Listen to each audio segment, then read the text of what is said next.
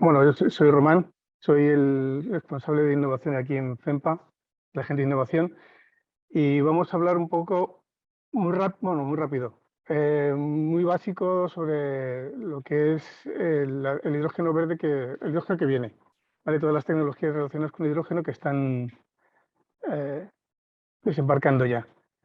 Entonces, vamos a empezar primero para entender un poco qué es el hidrógeno, ¿vale? En sí mismo, que eso, el hidrógeno es un gas incoloro, inodoro, es combustible y, y es más ligero que el aire, que es una de las ventajas e inconvenientes que tiene a la vez, que es que enseguida se va. En la combustión del hidrógeno lo que ocurre es que se mezcla con el oxígeno y da agua y calor.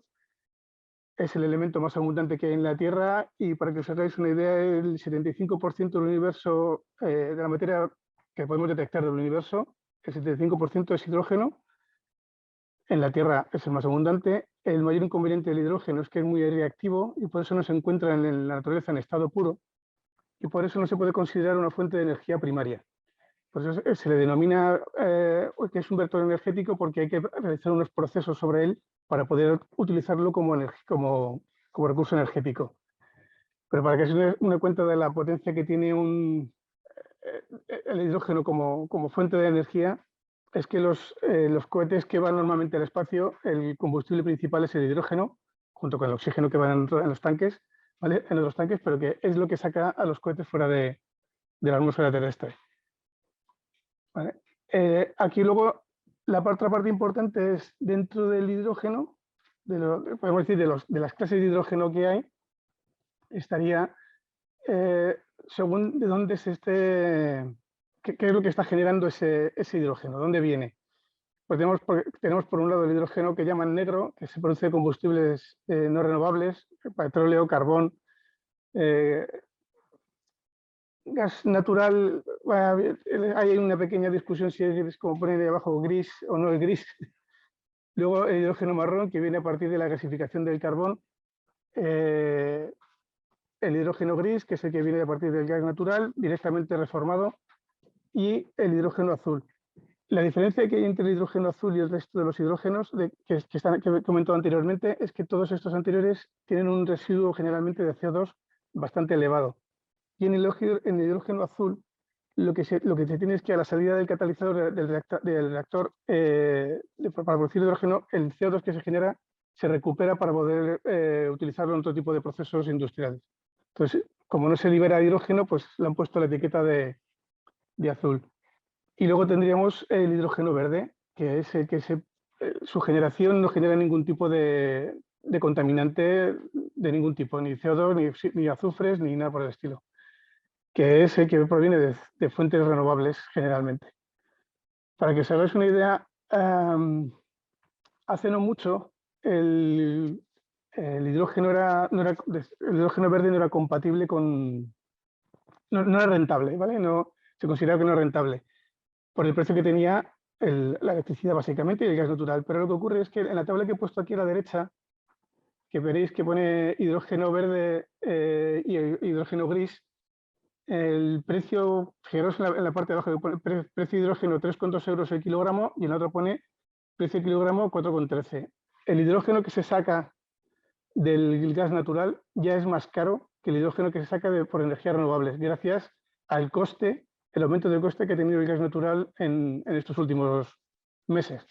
Entonces, ha hecho que el hidrógeno sea un material que ahora mismo es, podemos decir, rentable, entre comillas. Ya no sirve dinero. Y el proceso de generar hidrógeno verde, casi todo lo que se hace, y no me voy a entrar en otros sistemas que hay de fotohidrólisis o reformado de vapor y demás, que pues, son más complicados y no son, es muy difícil que eso se lleve no a gran escala, sino que se lleve a productos de andar por casa, es la electrólisis, que es hacer pasar una corriente de agua, de corriente continua por agua y provocar la disolución del agua en hidrógeno y en oxígeno. Ahí ves unos pequeños esquemas más o menos de dos es el esquema sencillo de producción de hidrógeno que no tiene mayor complicación a través de recursos naturales. Tipos de electrolizadores que tenemos. El más utilizado y el más a nivel industrial se está utilizando es los electrolizadores alcalinos, que en su interior hay un electrolito de óxido de, hidróxido de potasio o de sodio, una solución entre el 25 y el 35%. Esa tecnología, lo que me digo, está muy desarrollada porque es como hasta ahora se está produciendo hidrógeno a nivel industrial para producir combustibles en las refinerías de petróleo, en las plantas de fabricación de amoníaco o de fertilizantes. El mayor problema que tienen estos electrolizadores, a pesar de estar muy desarrollada su tecnología, es que las fluctuaciones de la energía renovable no los lleva muy bien. A ellos les interesa que el amperaje que les atraviesa sea más o menos constante.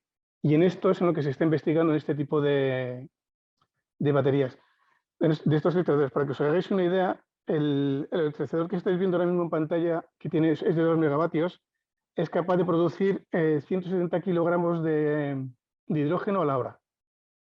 O sea, y con 160 kilogramos de hidrógeno, en un coche como por ejemplo el Toyota Mirai, que es uno de los que están ahora mismo, que vienen a consumir 1 kilo de hidrógeno cada 100 kilómetros, pues te puedes hacer 170.000 kilómetros sin parar. O sea, que está, o sea, 17.000 kilómetros sin parar bastante bien.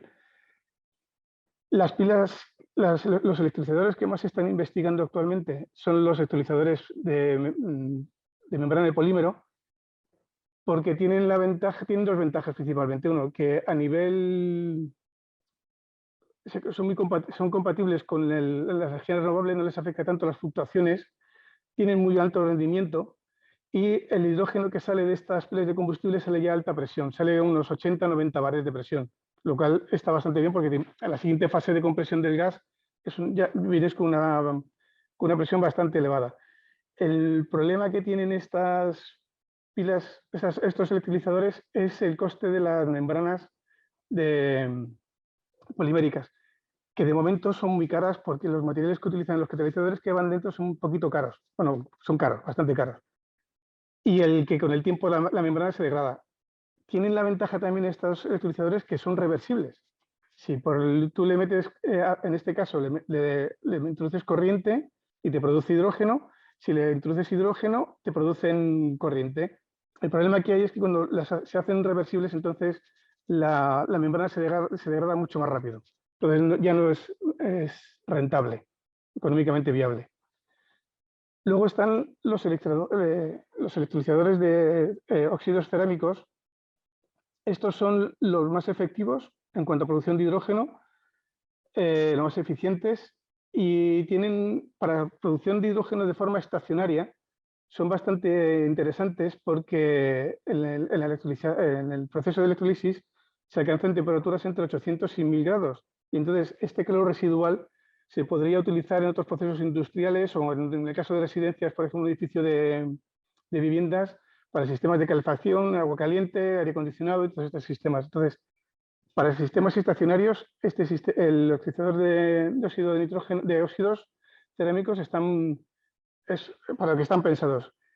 En este caso, igual que le ocurre a los de membrana polimérica, el mayor problema es el coste de los óxidos cerámicos que llevan platino, paladio, tantalos, materiales bastante exóticos y caros que de momento encarecen mucho la utilización de estos electrolizadores que en un futuro cercano probablemente serán los que en soluciones estacionarias son los que se utilicen, pero ahora mismo no son rentables. Están en fase de investigación todavía.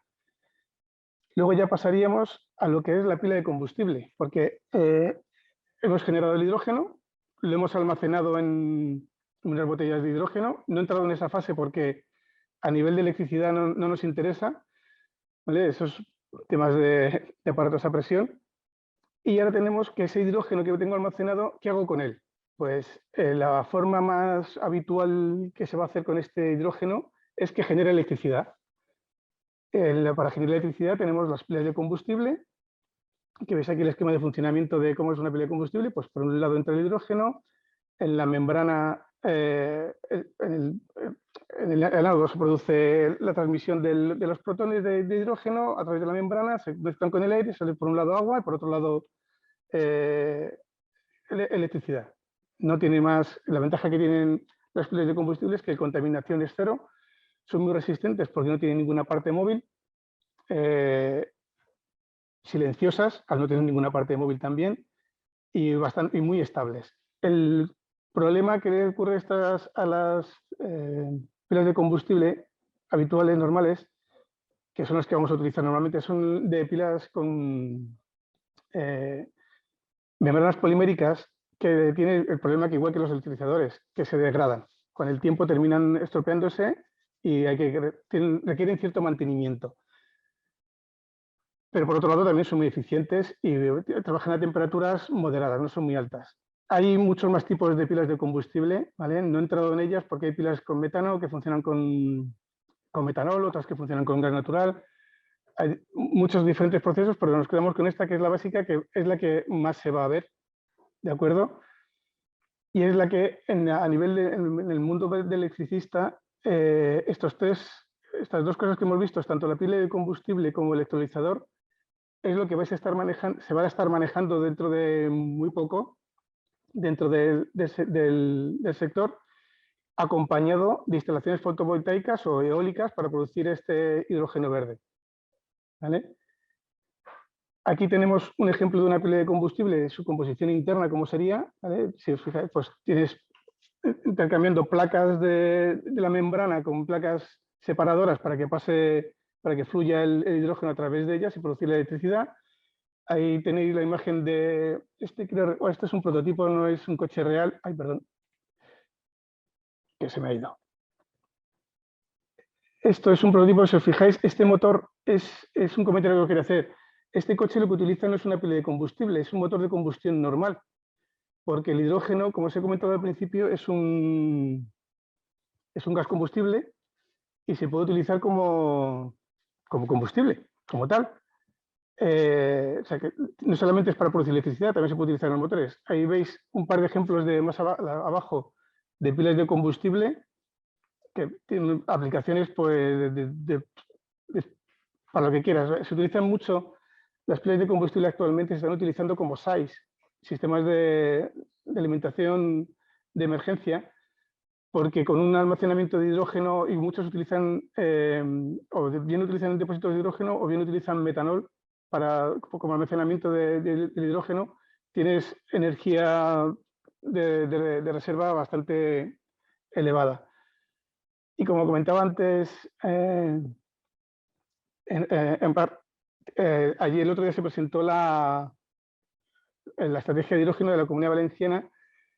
Y yo quería comentar, aparte de lo que he dicho antes, es comentar las inversiones que tiene previstas la Unión Europea, bueno, y España, en el Plan Nacional Integrado de Energía y Clima, el PNIEC.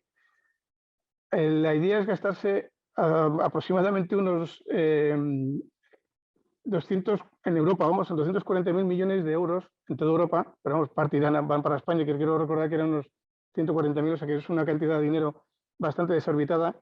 Y esto va, Europa ha hecho un plan de 3 fases, que es del 2022, o sea, 2020, que estamos ya, al 2024, la instalación de al menos 6 gigavatios de electrolizadores en la Unión Europea para producir hasta 1 millón de toneladas de hidrógeno verde.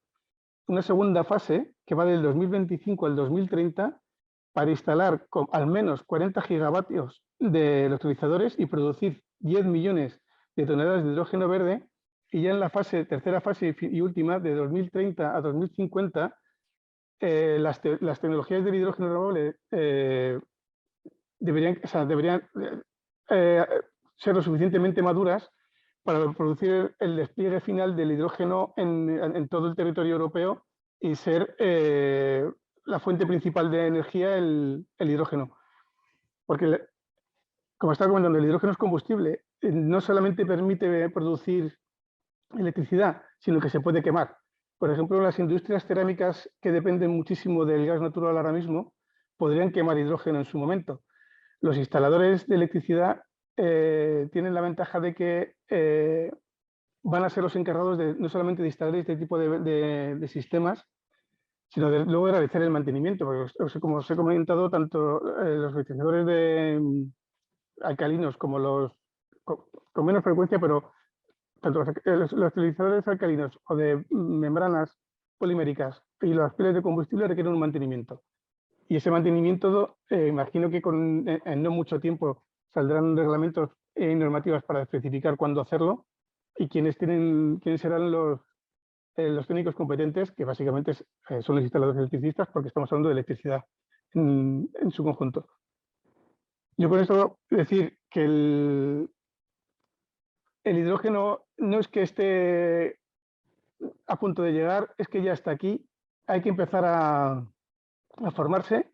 Aquí en FEMPA estamos preparando un curso de introducción a las tecnologías del hidrógeno que en breve publicaremos, porque hay que empezar a estar preparados para lo que nos va a venir encima con el tema del hidrógeno, que es, como habéis visto, de aquí al 2050, tanto lo que es la electrificación de la sociedad como la descarbonización dependen al 100% del hidrógeno.